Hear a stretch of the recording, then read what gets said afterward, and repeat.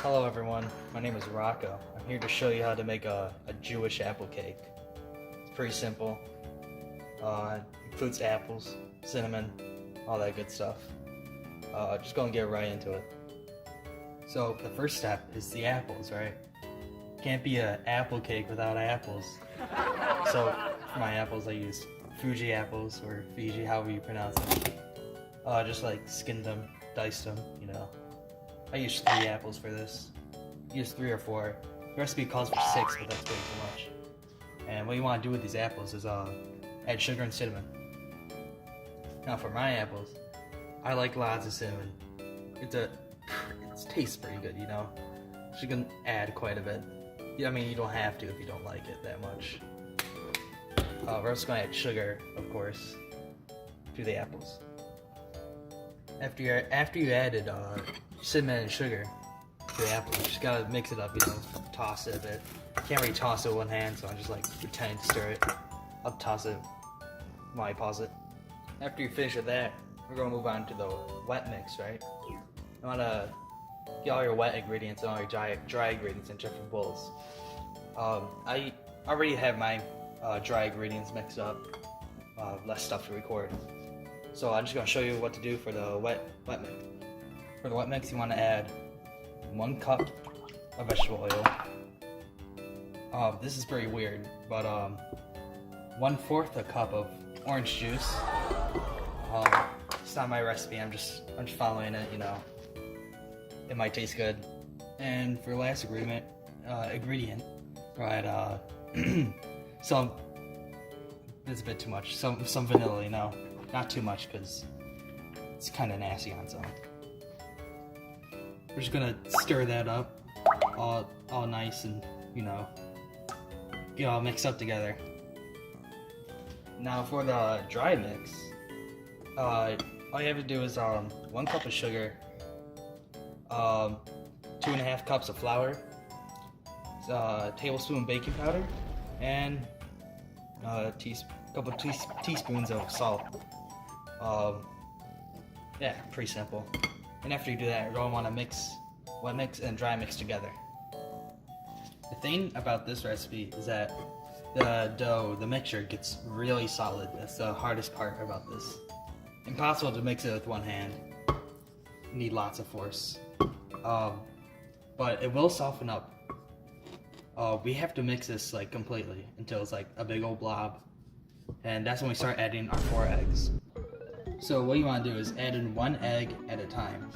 So I got my egg here. You just want to stir it in completely, right?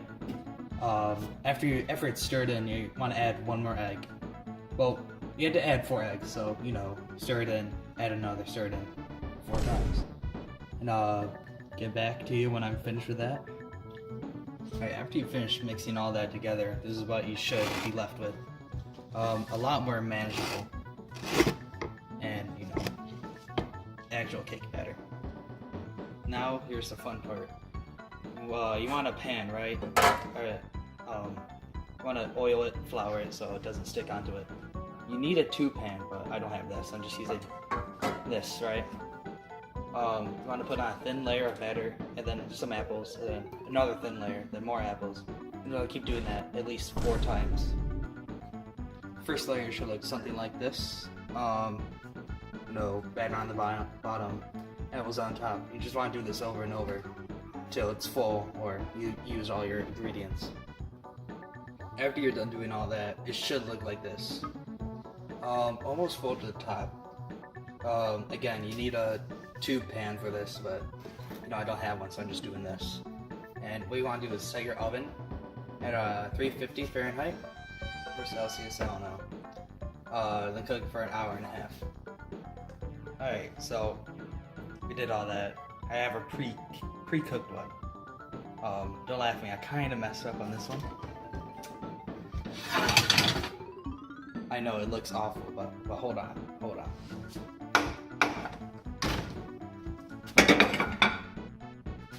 I think I didn't put in enough dry ingredients. I don't think I put in a cup of sugar. I think I just put like tablespoons. But like, you know, we all make mistakes.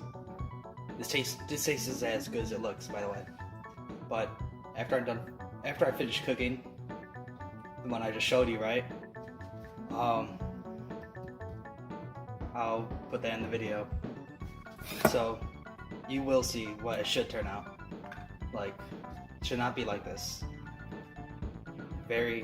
Tastes awful, it looks awful. But trust me, I know what I'm doing. I'm a certified chef. So yeah, just wait and you'll see how it really turns out. Like, here, I have a piece right here. I'm gonna do a little taste test, right?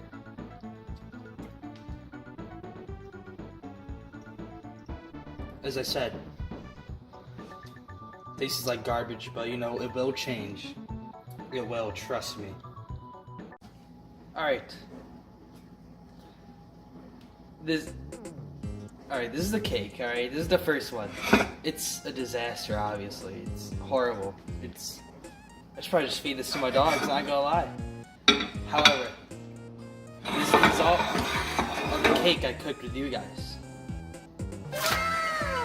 Look at that. I know it looks a bit brown, dark, a bit burnt, but don't worry, it's fine. It's just cinnamon, right? Because unlike that one, I put cinnamon on top. Now, recipe didn't call for that, but you know, I just felt like it. Another thing about this cake is that it does not have a hole in it yet, unlike that one right there. So I don't know if I should. It looks too good to put a hole in it, but you know, I'm gonna. Now, this will be done during the baking because, like, you know, 2-pan. But I don't have that, so there we go. It has a hole in it now, so that's cool. I can already tell it looks a lot better. It's more, you know, like moist. Yeah, it's a lot more moist than the first one. So I'm just gonna cut it. You know, just cut a piece, see what the inside looks like. I'm kind of ruining it, but you know, it doesn't matter. Alright, well that's what a slice looks like. You kind of see some apples. It's nothing that fancy, nothing too special. A lot better than that one at least. So I'm just gonna try it. Just see what it's like, you know. See if it tastes as good as it looks. Well, it's okay. I'm not a fan of you know, fruity cakes, but it's actually pretty good. Okay, so overall, I give it a 6 out of 10. I'm not that big of a fan of it, but it is really good. If you like apples, if you like cakes, this is alright. I should tell you why this is called a Jewish cake. So if you're paying attention, there's no dairy products in this. The reason for that is because, you know, Jewish people can't eat dairy and meat in the same meal. So like, hey, you can have this with the meal because no dairy in it. I don't know much of the origin of it, but that's Riley's job to do all that. So, alright, I hope you enjoyed this video. It took me almost all day because I had to cook 2 of them with schoolwork. You know, it's pretty fun. Alright, bye.